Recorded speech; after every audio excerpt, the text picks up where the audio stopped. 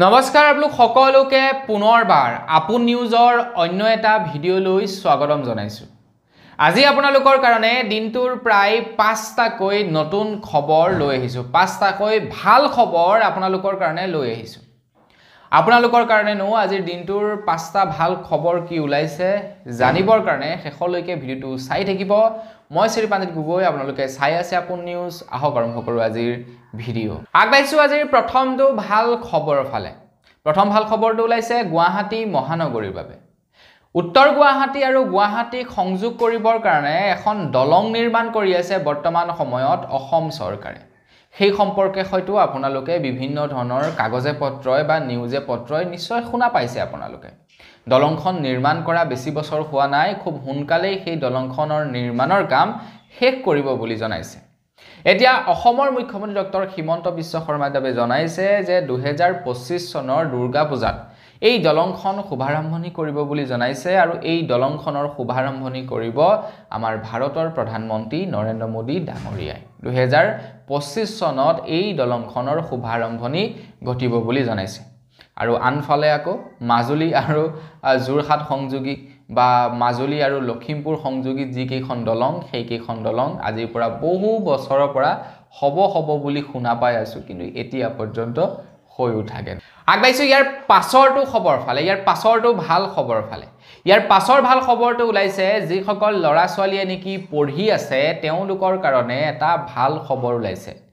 CBSE বোৰ্ডৰ তৰফৰ পৰা পঢ়ি থকা ল'ৰা ছোৱালীসকলক প্ৰত্যেক মাহে 500 টকাৰ এটা স্কলাৰশ্বিপ প্ৰদান কৰিব বিচাৰিছে। আপোনালোকৰ ঘৰতো যদি পঢ়ি থকা ল'ৰা ছোৱালী আছে তেওঁলোকেও আবেদন কৰিব পাৰে CBSE বোৰ্ডৰ স্কলাৰশ্বিপৰ অফিচিয়েল পৰ্টেলত গৈ। প্ৰত্যেক মাহে 500 টকাকৈ পাব, কিন্তু তেওঁলোকে প্ৰত্যেকটো ক্লাছতে 60% মাৰ্ক লৈ পাছ কৰা হ'ব লাগিব, তেতিয়াহে 500 টকাকৈ প্ৰত্যেক মাহে দিব বুলি জনাইছে। আপোনাৰ ঘৰৰ ল'ৰাটো যদি বা ছোৱালীজনী যদি পঢ়া শুনাত ভাল তেন্তে আবেদন কৰক। আগবাঢ়িছো ইয়াৰ পাছৰটো ভাল খবৰ ফালে। আমাৰ অসমৰ স্বাস্থ্য বিভাগত প্ৰায় 2047টা নতুন তৃতীয় আৰু চতুৰ্থ বৰ্গৰ পদ ওলাইছে বা তৃতীয় আৰু চতুৰ্থ বৰ্গৰ চাকৰি ওলাইছে। আবেদন কৰিব পাৰিব আপোনালোকে 9 ডিচেম্বৰলৈকে। 9 ডিচেম্বৰৰ পূৰ্বে আপোনালোকে আবেদন কৰিব লাগিব বুলি জনাইছে। তো এইটো এটা এডভাৰটাইজমেন্ট প্ৰকাশ পাইছে বাতৰি কাকতত। তো আপোনালোকে যদি আবেদন কৰিব বিচাৰে আবেদনটো কৰি ল'ব। তো আবেদনৰ প্ৰক্ৰিয়াটো কিন্তু জনোৱা হোৱা নাই এডভাৰটাইজমেন্টটোত, কিন্তু এটা নম্বৰ দিছে, হেল্পলাইন নম্বৰ, যিটো নম্বৰত আপোনালোকে কল কৰি সবিশেষ তথ্য জানিব পাৰে। নাম্বাৰটো আপোনালোকক জনাই দিছো, নাম্বাৰটো টুকি ৰাখিব। নাম্বাৰটো হৈছে 7977259728। এই নাম্বাৰটোত আপোনালোকে কল কৰি সবিশেষ তথ্য জানি ল'ব পাৰে। আগবাঢ়িছো ইয়াৰ পাছৰটো ভাল খবৰ ফালে। আপোনালোকেতো নিশ্চয় অনলাইনৰ পৰা কিবা সামগ্ৰী অৰ্ডাৰ কৰে। অনলাইনৰ পৰা কিবা সামগ্ৰী অৰ্ডাৰ কৰোঁতে কেতিয়াবা বাৰু ডিফেক্টিভ মাল আহিছে নে নাই কমেণ্ট এটা কৰি জনাব। বা ধৰি লওক আপোনালোকে ক'ৰবাত কিবা বজাৰ কৰিবলৈ গৈছে বা কিবা A to Z মানে XYZ কিবা কাম এটা কৰিবলৈ গৈছে, তাত যদি আপোনালোকে কেতিয়াবা কোনো ধৰণৰ সমস্যাৰ সন্মুখীন হয়, আপোনালোকে এতিয়া কমপ্লেইন কৰিব পাৰিব কনজিউমাৰ কোৰ্টত। আগতে কনজিউমাৰ কোৰ্টত কমপ্লেইন কৰিবৰ কাৰণে অকণমান প্ৰব্লেম আছিলে, কিন্তু এতিয়া আপোনালোকে অনলাইন মাধ্যমত কমপ্লেইন কৰিব পাৰিব বুলি জনাইছে।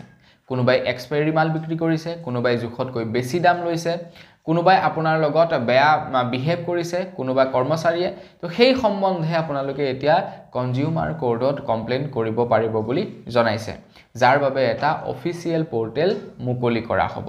আগবাঢ়িছো একেবাৰে শেষৰটো ভাল খবৰৰ ফালে। আমাৰ ভাৰতবৰ্ষত বাল্য বিবাহ বন্ধ কৰিবৰ কাৰণে এতিয়া ভাৰত চৰকাৰে এটা বিশেষ পদক্ষেপ লৈছে। যাতে আমাৰ ভাৰতবৰ্ষত বাল্য বিবাহ সম্পূৰ্ণৰূপে বন্ধ কৰিব পাৰে, তো তাৰ কাৰণে এটা পৰ্টেলৰ আৰম্ভণি কৰিছে। এতিয়া ভাৰত চৰকাৰেতো প্ৰত্যেক ঘৰৰ মানুহে মানে প্ৰত্যেক ঘৰে ঘৰে CC কেমেৰা লগাব নোৱাৰে যে সিহঁতৰ ঘৰত ছোৱালী আছে, সিহঁতৰ ছোৱালীজনী কিমান বয়সত বিয়া দিয়ে, তো সেই তথ্য আমি জানিবৰ কাৰণে সিহঁতৰ ঘৰতো CC কেমেৰা লগাব নোৱাৰে, হয়নে নহয়? কিন্তু আমাৰ ঘৰৰ ওচৰে পাজৰে CC কেমেৰা সদায় মজুত থাকে। CC কেমেৰা কোনটো?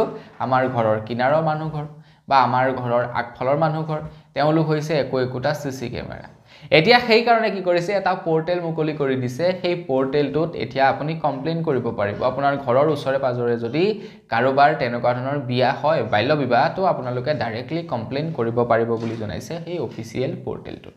যদি কমপ্লেইন কৰে সিদ্ধা আহি তেওঁলোকক ধৰিবই তো বন্ধু বান্ধৱীসকল বস আজিৰ ভিডিঅ'ত জনাবলগীয়া খবৰ ইমানকেইটাই আছিলে খবৰকেইটা জানি কেনেকুৱা লাগিলে কমেণ্ট কৰি জনাব যদি ভাল লাগিলে লাইক এটা কৰিব চেনেল যদি সাবস্ক্ৰাইব কৰা নাই সাবস্ক্ৰাইবটো কৰি ল'ব পুনৰ এবাৰ লগ কৰাৰ খালি বিদায় মাগিছোঁ ধন্যবাদ জয় অসম